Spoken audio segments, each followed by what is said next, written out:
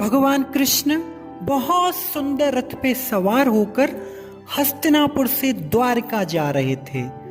उसी समय देवी कुंती ने भगवान की स्तुति करते हुए कहा, नमस्ते पुरुषं त्वाद्धमीश्वरं प्रकृते परम अलक्ष्यं सर्वभूतानामंतर बहिर्वस्थितम्।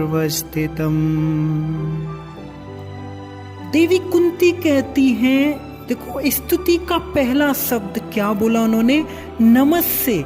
इस शब्द के द्वारा कुंती कृष्ण को नमस्कार कर रही हैं, भगवान को प्रणाम करती हैं। थोड़ा विचार अगर किया जाए तो कुंती भगवान कृष्ण की बुआ लगती हैं, क्योंकि कृष्ण के पिता वासुदेव की बहन है कुंती, और पिता की बहन को क्या कहते हैं, बुआ कहते हैं। और बुआ का स्थान हमारे यहाँ माँ के समान होता है। तो कुंती जो प्राय पहले कृष्ण को आशीर्वाद देती थी, दीर्घायु भव चिरायु भव मंगलम भव, लेकिन वही कुंती आज कृष्ण के चरणों में उनको प्रणाम कर रही हैं। जब कुंती ने कृष्ण को प्रणाम किया तब भगवान कहते हैं, माता जी आप मुझे प्रणाम कर रही हैं? अरे मैं तो आपका बालक हूं, आप माँ हो और माँ हो के आप बेटे को प्रणाम कर रही हैं। कुंती ने कहा, कृष्ण आप दिखने में बालक हो, दिखने में बेटे जैसे हो, लेकिन तत्व से देखा जाए तो आप दुनिया के बाप हो, बाप। चराचर जगत के ईश्वर हो, आप स्वामी हो, पितामहस्य जगतो माता धाता पितामह। इस चराचर जगत के आप सबके स्तोत्र हो। इसलिए देवी कुंती कहती हैं, नमस्ते पुरुषम तु अद्यम। कृष्ण आप सबके बाप हो, क्योंकि आप सबके आदि हो। ईश्वरे प्रकृते परम, आप ईश्वर हो और इस प्रकृति में आप रहते हुए भी इस प्रकृति के नियम से बाधित नहीं हैं। कृष्ण ने कहा, माता आप तो खामखा मुझे भगवान कह रही हो।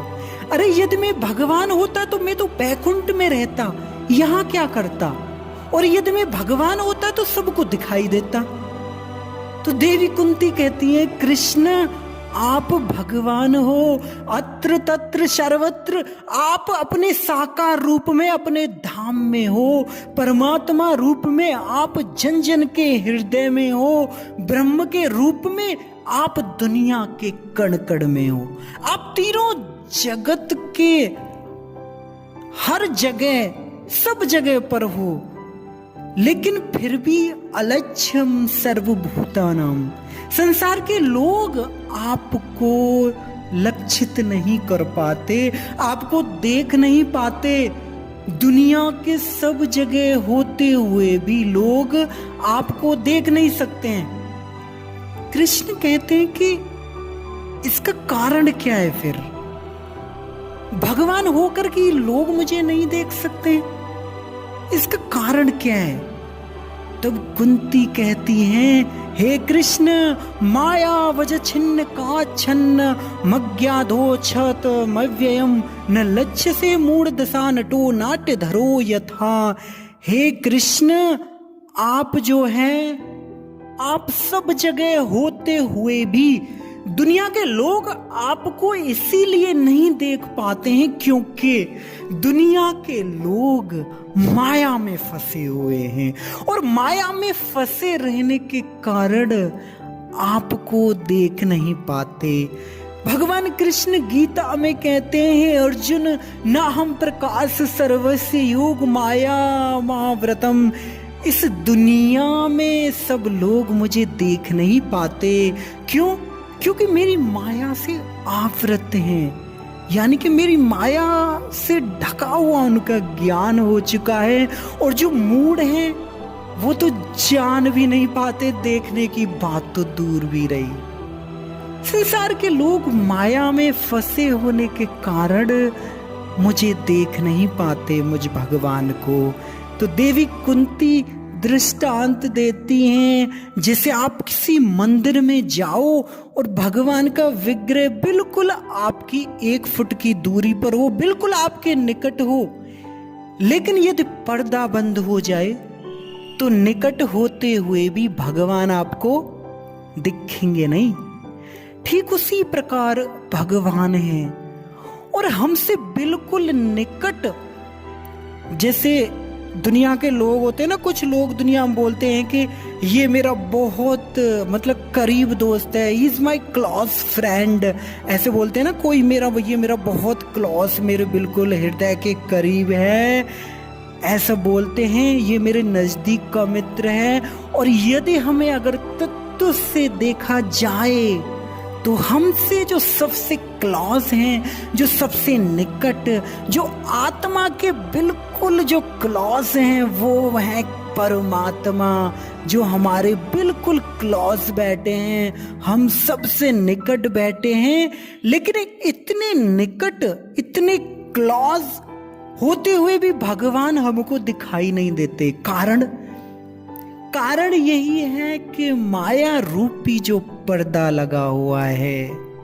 भगवान कृष्ण गीता में कहते हैं, देवी हो सा गुणमयी मुम माया दुरत्या। ये जो माया है, ये जो मेरी देवी शक्ति है, ये मेरी जो त्रिगुणात्मक जो ये माया है, इस माया को पार करना, इस माया से मुक्त होना बहुत कठिन है, बहुत मुश्किल है। तो क्या हम माया से मुक्त नहीं हो पाएंगे? क्या हम हमारे जीवन में कभी माया के पर्दे को नहीं हटा पाएंगे? क्या हम भगवान को कभी देख नहीं पाएंगे? भगवान ने एक उपाय दे दिया। भगवान ने एक बहुत सुंदर उपाय हमें बता दिया कि इस माया के पर्दे को यदि हटाना है तो क्या उपाय है। भगवान कृष्ण कहते हैं, मामेव ये प्रपदन्ते माया मेता तरन्ति ते। संसार में रात और दिन माया में फंसा हुआ जीव यदि एक बार भी मेरी शरण ग्रहण कर लेता है तो तुरंत माया के चंगुल से मुक्त हो जाता है और मेरा दर्शन कर पाता है, मेरा अनुभव कर पाता है। बस मेरी शरण ग्रहण करना है।